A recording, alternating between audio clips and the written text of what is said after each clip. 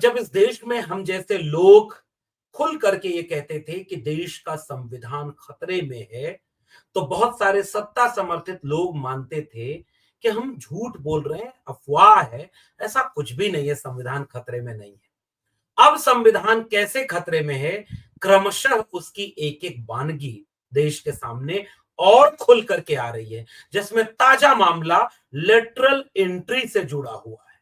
Lateral entry यानी क्या है इसका मतलब? कौन बनेगा ज्वाइंट सेक्रेटरी? आज तक कितने लोग लेटरल एंट्री से ज्वाइंट सेक्रेटरी या डायरेक्टर पद पर नियुक्त हुए? उनमें कितने लोग आरएसएस के हैं? उनमें कितने लोग एससी, एसटी, ओबीसी, माइनॉरिटी से हैं? कौन है वो जिनको सीधे बिना परीक्षा के लेटरल एंट्री से ज्वाइंट सेक्रेटरी बना दिया जा रहा है?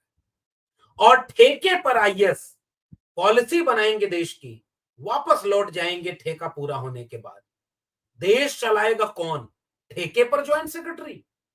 ये संविधान को खत्म करने का, खोखला करने का ये सबसे खतरनाक खेल है लेटरल एंट्री।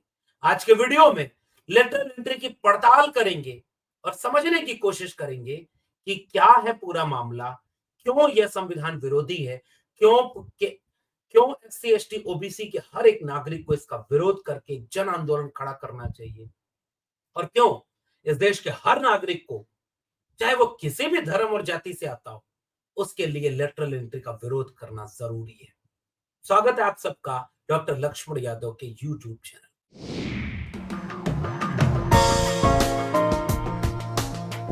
लेटरल एंट्री, इसे आसान भाषा में कहें तो पीछे वाले दरवाजे से प्रवेश।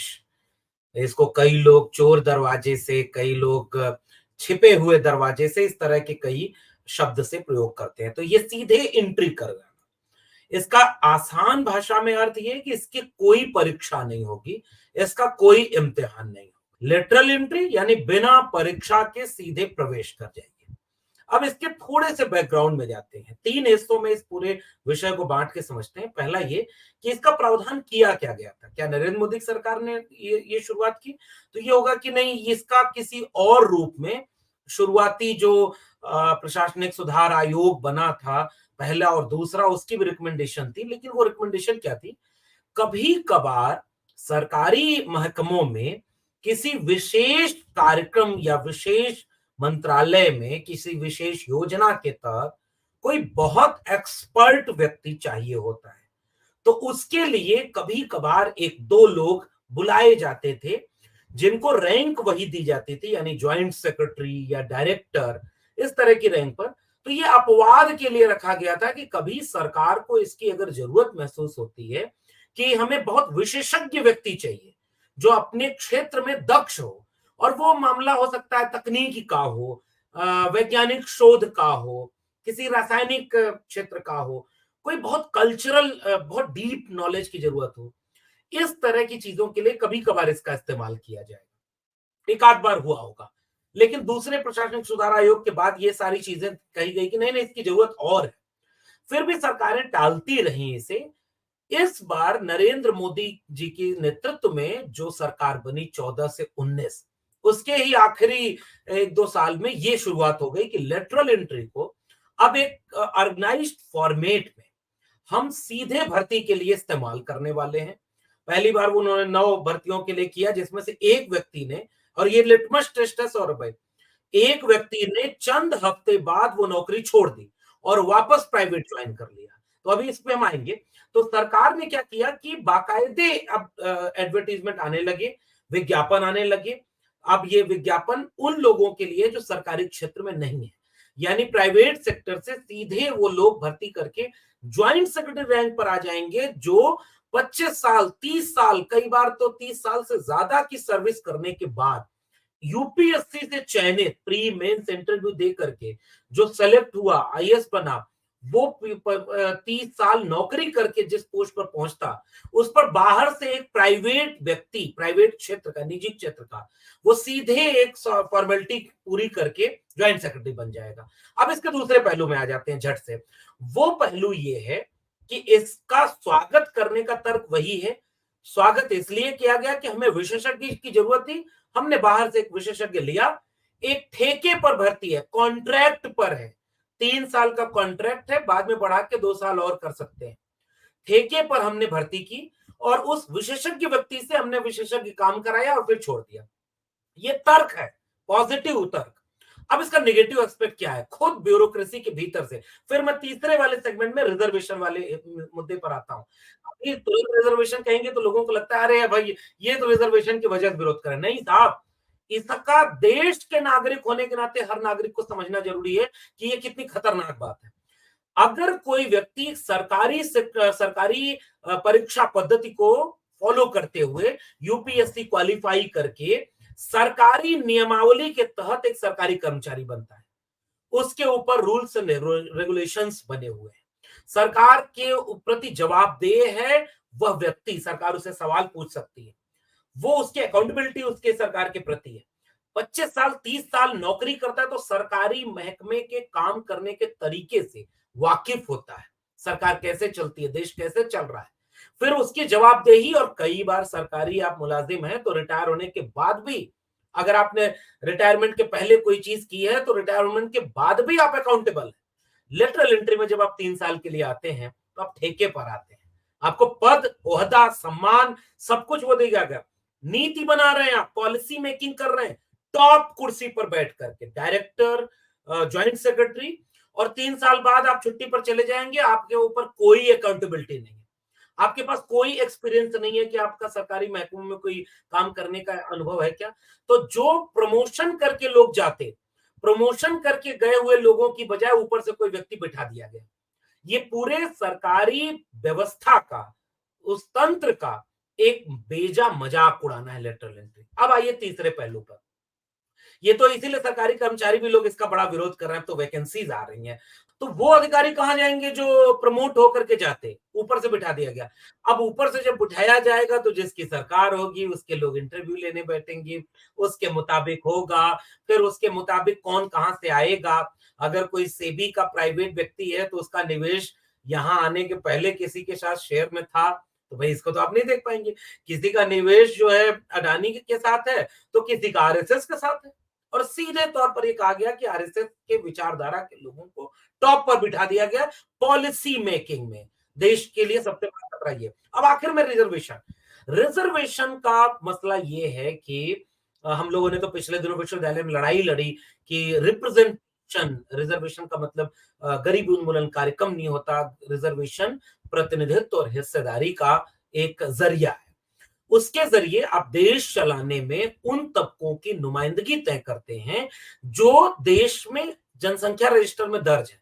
तो कोई जनसंख्या रजिस्टर में ही दर्ज न रह जाए, देश चलाने वाले रजिस्टर में भी उसका नाम हो, वो डीएम बने, वो एसपी बने, वो ज्वाइंट सेक्रेटरी बने, वो क्वालिफाई करते हैं एग्जाम, तो उसके लिए रिजर्वेशन लाया गया। रिजर्वेशन के बाद हम लोग जो विश्वविद्यालय में इसके लिए लड़ाई लड़े, 2018 ठीक वही समय है जब लेटरल एंट्री आया था, तो 13 पॉइंट रोस्टर आ गया था। और 13 पॉइंट इसी को मैं समझाऊंगा सौरभ भाई, सबसे महत्वपूर्ण पॉइंट। जैसे उस रोस्टर का मतलब ये था कि डिपार्टमेंट एज ए यूनिट हम उसको ट्रीट करेंगे, जबकि उसके पहले बहुत लंबी लड़ाई लड़के, एक तो रिजर्वेशन आया ही एकेडमिया में 90 के बाद, एससी एसटी को 90 के बाद आसपास मिला, और 2006 में आया ओबीसी रिजर्वेशन जो 2009 में लागू हुआ पूरी तरह से। तो अभी तो आया ही नहीं, उस तरह के लोग ही नहीं। मिसाल के तौर पर वाइस चांसलर, हमने हमने 2018 में एक आरटीआई लगाई, private state university central university मिला के 596 यूनिवर्सिटीज थी, 596 कुलपति, उसमें केवल 6 कुलपति शेड्यूल कास्ट के, 6 शेड्यूल ट्राइब के, और 36 कुलपति ओबीसी कम्युनिटी के थे, और बाकी 550 लोग एक तबके के थे। तो विश्वविद्यालय सबका नहीं बन पाएगा ना। दिल्ली विश्वविद्यालय में 1922 से बना हुआ है, 2024 चल रहा है, एक भी दलित वाइस चांसलर नहीं बना, एक भी आदिवासी नहीं बना, ओबीसी भी नहीं बना, आपको आप कोई हो तो छोड़ दे।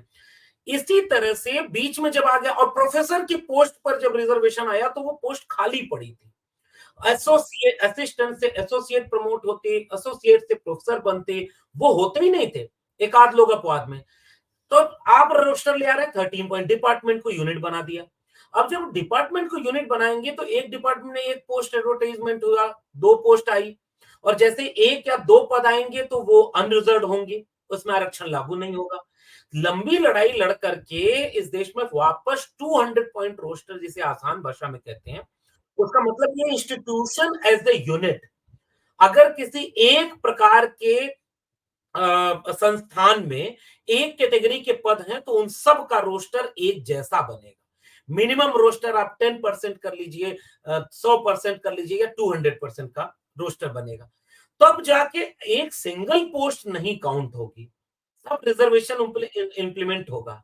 लेकिन उसी समय एंटी रिजर्वेशन थॉट ये कहता है कि कई पदों को सिंगल पोस्ट बना दिया गया, जैसे वाइस चांसलर का पोस्ट सिंगल, दिल्ली यूनिवर्सिटी में 92 प्रिंसिपल है लेकिन सब सिंगल सिंगल पोस्ट है, तो रिजर्वेशन है ही नहीं। आज इसका नतीजा ये है कि 92 पोस्ट में से 92 पर एक तबके के लोग हैं, SC ST OBC है ही नहीं। लेटरल एंट्री ने क्या किया कि हर मिनिस्ट्री के पोस्ट को सिंगल कैडर की तरह से ट्रीट किया, और जैसे ही वो सिंगल कैडर ट्रीट करते हैं उसमें रिजर्वेशन शून्य हो जाता है। अब होता ये है कि सरकारी स्कूल जब तक बर्बाद नहीं होगा तब तक प्राइवेट वाला स्कूल कैसे खड़ा होगा। सरकारी अस्पताल में अच्छे डॉक्टर, दवा मिलेगी, सब कुछ होगा, तो प्राइवेट हॉस्पिटल कैसे होगा। ये एक मानसिकता है जो सरकारी तंत्र को नाकाबिल, बासी बता रहे हैं। मतलब आप सोचिए ना, फ्रेश टैलेंट, तो भाई सरकार आप किस लिए चलाते हैं कि प्राइवेट सेक्टर में फ्रेश हो रह गया और आप जो है बासी हो गए।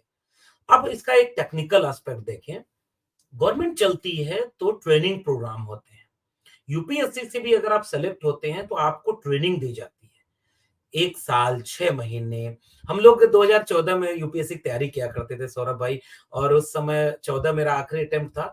हमने यूपीएससी के खिलाफ आंदोलन किया, नरेंद्र मोदी सरकार के साथ सामने वो पहला आंदोलन था, सी सेट और हाँ, सी सेट वाला। हमने एक तर्क पूछा था कि आप अंग्रेजी माध्यम और गणित को आईएएस बनने के लिए क्यों कंपल्सरी बना रहे हैं। आपको अगर एक भाषा सिखानी है तो ट्रेनिंग करके 3 महीने में भाषा सिखा सकते हैं। भाषा से काबिलियत मत जांचिए। वो भारतीय भाषाओं में भी कोई व्यक्ति अगर काबिल है तो वो भाषा सीख लेगा। मिसाल के तौर पर कोई विदेश में आईआरएस अगर कोई बनता है, कोई आईएएस बनता है, तो उसके बाद उसे जरूरत पड़ती है तो उसे भाषा सिखाई जाती है, ट्रेनिंग होता है। तो ट्रेनिंग के नाम पर हम लोग यूपीएससी सीसेट का इसलिए विरोध कर रहे थे कि आप इन चीजों को थोपिए मत। ट्रेनिंग देकर के आप अपना पूरा सिस्टम चलाते हैं। कोई आईएएस बन गया, कोई आईपीएस है, उसके भी बीच बीच में ट्रेनिंग प्रोग्राम चलते हैं कि क्या नई तकनीक आ गई, कैसे हम डील करें पब्लिक को, कैसे हम और बेहतर एडमिनिस्ट्रेशन कर सकते हैं। सरकार इस पर करोड़ों रुपए खर्च करती है अपने अधिकारी, अपने कर्मचारियों को ट्रेन करने के लिए। हालाँकि अलग बात है कि वो समोसा, चाय और अच्छे लंच पर ज़्यादा खर्च हो जाता है। अगर जब आप ट्रेनिंग दे सकते हैं, तो आप ट्रेंड करके एक ब्यूरोक्रेट को जिस नई टेक्नोलॉजी या जो फ्रेशनेस है या जो तमाम चीज़ें हैं, उसको ले आ सकते हैं। कोई बहुत विशेष तकनीकी की ज़रूरत है, तो उसको जॉइंट सेक्रेटरी क्यों बना रहे हैं भाई? उससे सलाहकार की तरह से काम कर लीजिए। पद आप वो दे रहे हैं जो 30 साल, आप सीडीओ से लेके एसडीएम जब बनता है तो 30 साल वो जिस सरकारी सेवा का अनुभव रखता है और सरकार के प्रति जवाबदेह होता है। ध्यान से इस बात को समझना है, लेटरल एंट्री से आए हुए व्यक्ति के ऊपर सरकार की कोई जवाबदेही नहीं है। वो सरकार के प्रति बिल्कुल जवाबदेह नहीं है। उसे एक टास्क दिया जाएगा, मुनाफा आधारित उसका पूरा पैटर्न है, ये बिल्कुल क्लियर है। निजी क्षेत्र में मुनाफा आधारित सारी चीजें होती हैं। वहां से आपने एक व्यक्ति को उठाया, सरकारी नीतियों को बनवाया, वापस वो व्यक्ति फिर चला गया मुनाफा वाले अपने जॉब में वापस लौट गया। और देश किससे चल रहा है? जो अकाउंटेबल ही नहीं है। लेटरल एंट्री से ऐसे लोग देश चलाने की नीतियां बनाएंगे जिसके प्रति देश की कोई जिम्मेदारी नहीं। ये सबसे बड़ा खतरा है। और बाकी तो हम लोग बार बार कह रहे हैं कि जो पॉलिसी मेकिंग होती है, आप ट्रेनिंग देते ना, आप ट्रेनिंग दे करके उनको ट्रेन करते और उनसे एक बेसिक चीजें देश में, जैसे मैं अखिलेश यादव का एग्जांपल दूं, जब वो डायल 100 बना रहे थे और देश में क्विक रिस्पांस सिस्टम वो डेवलप करना चाह रहे थे अपने प्रदेश में, मुख्यमंत्री थे, उन्होंने अपने प्रदेश के सबसे बेस्ट आईपीएस अधिकारी और जो पुलिस के अधिकारी हैं उनको चुन करके कई देशों के सरकारी दौरे पर भेजा कि वहां क्विक रिस्पांस सिस्टम जो पुलिस का वो, भाई दुनिया सीखती है और सरकार इसको सिखा सकती है, लेकिन पॉलिसी के लेवल पर आरएसएस के व्यक्ति को कैसे सिस्टम में बिठाया जाए, आरएसएस के व्यक्ति से कैसे देश चलवाया जाए, और वो भी हम तो एक टास्क दे रहे हैं। जाति जनगणना इसलिए भी जरूरी है कि एक बार सरकार बताए। मेरा आकलन ये कहता है कि एक बार 300 पदों की भी वैकेंसी आई थी, मैं उस पर अभी श्योर नहीं हूं, इसलिए मैं दावे के साथ ये नहीं कह रहा हूं। इसलिए हम उस जमाने में 341 पद कहते थे, शायद उस पर रिक्रूटमेंट पूरा नहीं हुआ, इसलिए सरकारी आंकड़ा 62 या 63 जो आप बता रहे हैं वो है। आज तक इसमें एक भी एससी एसटी ओबीसी क्यों नहीं आया? और यहां से एक रिश्ता समझना बहुत जरूरी है। सरकारी चीज में तो आप पूछ सकते हैं कि ज्वाइंट सेक्रेटरी पे कितने एससी एसटी ओबीसी हैं। प्राइवेट में तो इसका मतलब सारे लोग वही भरे, जिनको आपने 60 से ऊपर लोगों को नियुक्ति दी, वो तो सारे वही लोग हैं। तो देश कौन चला रहा है? मुट्ठी भर लोग। और वो पॉलिसी किसके लिए बना रहे हैं? पूरे देश के लिए। तो ये घोर ठेकेकरण का, जैसे ठेके पर प्रोफेसर, ठेके पर जो है पुलिस, होमगार्ड और तमाम लोगों को ले आ रहे हैं, ठेके पर डॉक्टर, अब ठेके पर ज्वाइंट सेक्रेटरी। और ये तो देश का बंटाधार हो जाएगा अगर इस तरह का प्राइवेटाइजेशन होगा। ये संविधान विरोधी है। और प्रमोशन करके जो SC ST OBC, last and most important point, SC ST OBC को प्रमोशन रिजर्वेशन तो आपने दिया नहीं। मंडल कमीशन की रिपोर्ट कहती है प्रमोशन रिजर्वेशन नहीं होने से होता क्या है, एंट्री लेवल पर एक साथ एक अपर कास्ट और एक एससी एसटी ओबीसी का व्यक्ति एक साथ ज्वाइन करता है। 20 साल बाद किसी भी सरकारी ऑफिस का आप आंकड़ा निकाल कर देख लीजिए। हमने ऐसा सर्वे किया है, हमने बहुत सारे आंकड़े इसके जुटाए हैं। एक एससी एसटी ओबीसी को किसी मामले में कोई सो कॉज दे दिया, कोई किसी मामले में उलझा दिया, उसका प्रमोशन नहीं होने दिया। और आंकड़े बताते हैं कि जब 20 साल बाद की नौकरी होती है, तो 20 साल बाद 7 ज्वाइन किए हुए लोगों में से टॉप की पोस्ट पर पहुंचते एससी एसटी ओबीसी रिटायर हो जाता है या उसका प्रमोशन रोक दिया जाता है। ज्वाइंट सेक्रेटरी आप लेटरल एंट्री से बना रहे हो तो प्रमोशन तो खत्म, और प्रमोशन खत्म तो रिप्रेजेंटेशन खत्म। ये सबसे मेजर पॉइंट है। इसलिए लेटरल एंट्री पूरे संविधान को भीतर से खत्म कर देना है। ये एंटी सोशल जस्टिस है। और ये तो मतलब पूरे देश को ऐसे मुट्ठी भर लोगों के हाथों में दे रहे हैं। लोग कहते थे ना कि बीजेपी संविधान विरोधी है, ये झूठ है, ये लो सच है। कैसे संविधान को वो खत्म में। सवाल ये है कि बीएसएनएल बिकेगा नहीं, बर्बाद नहीं होगा, तो जियो धन धनाधन कैसे होगा? सीधा सा आंकड़ा है। इसलिए हम ये कतई नहीं कहते कि सरकारी तंत्र में कोई खामी नहीं है।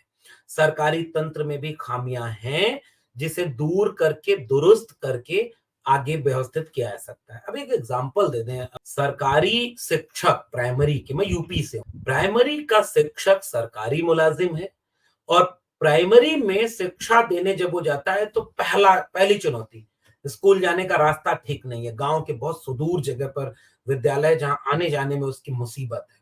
विद्यालय में कम से कम आज आंकड़े बता रहे हैं कि 2/3 से मतलब 1/3 से ज्यादा विद्यालय से जहां बिजली नहीं है, फैसिलिटीज नहीं, आपने इंफ्रास्ट्रक्चर उन्हें दिया नहीं, आप उन्हें कुछ सुविधा दे नहीं रहे हैं, नंबर एक। नंबर दो, काम उनसे अपने काम के अलावा भी 20 तरह का काम ले रहे हैं। हर सरकारी काम में, अरे पिछले दिनों तो कांवड़ यात्रा में ड्यूटी लगी थी, अब मैं और क्या बोलूं। प्राइमरी, हाँ, एक एक कार्यक्रम में मुख्यमंत्री जी आने वाले थे, तो रंगोली बनाने के लिए प्राइमरी स्कूल की शिक्षिकाओं की ड्यूटी, बाकायदे लेटर जारी हुआ था सरकारी। और आप कह रहे हो कि सरकारी लोग काम नहीं करते। दोनों पक्ष है, काम नहीं करते उसके लिए तंत्र है, वो उन पे कार्रवाई करके बेहतर कर सकता है। सवाल ये है कि मेरे घर का बच्चा अगर होगा तो नालायक होगा, बिगड़ेगा, हम उसे सुधारने की कोशिश करेंगे। पड़ोसी का होगा तो उसकी कमी का इंतजार करेंगे, देखो बिगड़ा हुआ है, निकालो घर से इसे। सवाल ये है, सरकार एक डेमोक्रेटिक कंट्री में जब सरकार है तो पढ़ाई, कमाई, दवाई, इस तरह चीजों को बुनियादी मानते हैं। आप सरकारी स्कूल बर्बाद होगा तो सरकारी स्कूल से दूर कौन होगा? प्राइवेट में वही ना जाएगा जिसके जेब में पैसा होगा। एक एस्पेक्ट बता रहा हूं। तो हम कह रहे हैं वर्क कल्चर को आप टैली कर रहे हैं कि प्राइवेट वाला, उसकी एफिशिएंसी बेहतर होती है, वो डिलीवर ज्यादा करता है, क्योंकि उसको उसके ऊपर टास्क होता है, इसलिए वो ज्यादा बेहतर काम करता है। ये सारी चीजें प्राइवेट सेक्टर की निजी में ला करके इससे बेहतर इस देश में जितना आज तक मजबूती आई है ना, कोविड आया तो सरकारी अस्पताल ही खुले थे, प्राइवेट वाले बंद हो गए थे। तो ऐसा नहीं है, सरकारी चीज़ों को तो सायास ऐसा आपको आपके मन में ध्यान दें, दोनों चीज़ें हैं। मैं अभी भी कह रहा हूँ सुधार की गुंजाइश है, उसमें खामियाँ हैं। लेकिन लेकिन अगर मन में ये बना लेंगे कि सरकारी को बर्बाद दिखाया जाए, तो उसका फंड काटेंगे आप। बीएसएनएल वाले के पास मैं गया, मैं मुखर्जी नगर रहा करता था सौरभ भाई, हमने बीएसएनएल का टेलीफ़ोन और इंटरनेट लगवाया। हम जब जाते थे कि भाई आपका काम नहीं करता, तो कह रहे हैं सर ये आइए आपको घुमाते हैं क्योंकि हम लोग को कहा जाता है ना कि हम लोग निकम्मे हो गए। ये सर बैटरी है। इस बैटरी का कंप्लेंट 4 बार हम दे चुके हैं, 1.5 साल हो गया, नई बैटरी अलॉट नहीं हुई। बताइए हम कनेक्शन कहाँ से दें? तो जब फंड आप रोक देंगे, आप उन्हें सुविधा देंगे नहीं, तो उनका काम का स्तर घटेगा, गिरेगा। अब आप उसका बैंक के कर्मचारी से कह रहे हैं कि नहीं वो जम्हाई ले रहा है, बतिया रहा है, इसकी वजह से नहीं कर रहे हैं, ऐसा कुछ भी नहीं है। मैं फिर से बस समराइज़ कर दे रहा हूँ 3 पॉइंट हैं। पहला पॉइंट ये है कि लेटरल एंट्री ओवरऑल पूरे देश का जो पॉलिसी मेकिंग है, जो बहुत ताकतवर जगह होती है जहां से देश चल रहा होता है, वहां पर आप ऐसे लोगों को बिठा रहे हैं जो इम्तिहान देकर नहीं आए, सरकार के प्रति जवाबदेह नहीं है और सरकारी क्षेत्र का अनुभव नहीं रखते। वापस इस ठेके की नौकरी के बाद पॉलिसी अपने मन वाली सरकार बनवा लेगी और उनको वापस अपने प्राइवेट सेक्टर के लाखों रुपए के सैलरी पर भेज देगी। देश के लिए ये चुनौतीपूर्ण है। पॉइंट नंबर 2 कि वो सारे लोग सरकारी तंत्र को कमजोर करके प्राइवेट तंत्र को आपके मन मस्तिष्क में भरते जाएंगे कि सब कुछ प्राइवेट होगा। रेल का एक्सीडेंट इतना क्यों हो रहा है? सरकार चला रही, कल को प्राइवेट हो जाएगी तो एक्सीडेंट नहीं होगा।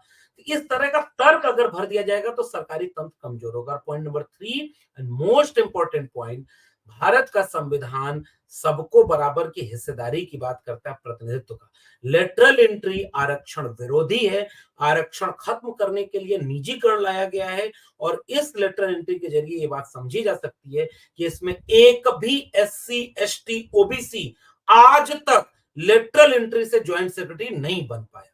तो ये संविधान को एकदम से खत्म करेगा, प्रमोट लोगों को मौका नहीं मिलेगा और पॉलिसी वो बनाएंगे जो सरकार के लोग होंगे, जो आईएएस नहीं बन पाए, लेकिन आज उनकी जरूरत है क्योंकि पॉलिसी वो बनाएंगे तो अचानक उनको लाया जाएगा, टॉप पर बिठाया जाएगा, अपने मन की पॉलिसी बनाकर वापस भेज दिया जाएगा। तो सारे देश को इस पर सोचना हो। तो इसलिए अगर आप ये बात समझते हैं कि लेटरल एंट्री खतरनाक है और अगर आपने समझ लिया इतनी देर में, तो मुझे उम्मीद है, यकीन है कि आप इसका विरोध करेंगे और ये समझेंगे और लोगों को समझाएंगे कि संविधान कैसे भीतर से खत्म किया जा रहा है। एससी, एसटी, ओबीसी का हक खत्म किया जा रहा है। आपके बच्चे अब ज्वाइंट सेक्रेटरी नहीं बन पाएंगे। पता नहीं आपको इस बात का एहसास है कि नहीं, आपको इल्म है कि नहीं कि देश चलाने में अब आपके लोग नहीं होंगे। ये सरकार आरएसएस के लोगों को वहां भरेगी और देश चलवाएगी। फिर आप क्या होंगे, विचार करिएगा। फिर मिलेंगे किसी और टिप्पणी के साथ। अगर आप ये वीडियो यूट्यूब चैनल पर देख रहे हैं तो सब्सक्राइब करिएगा। अगर आप इसे फेसबुक या ट्विटर पर देख रहे हैं तो फॉलो करना मत भूलिए। फिर मिलेंगे किसी और टिप्पणी के साथ। तब तक के लिए बहुत बहुत धन्यवाद।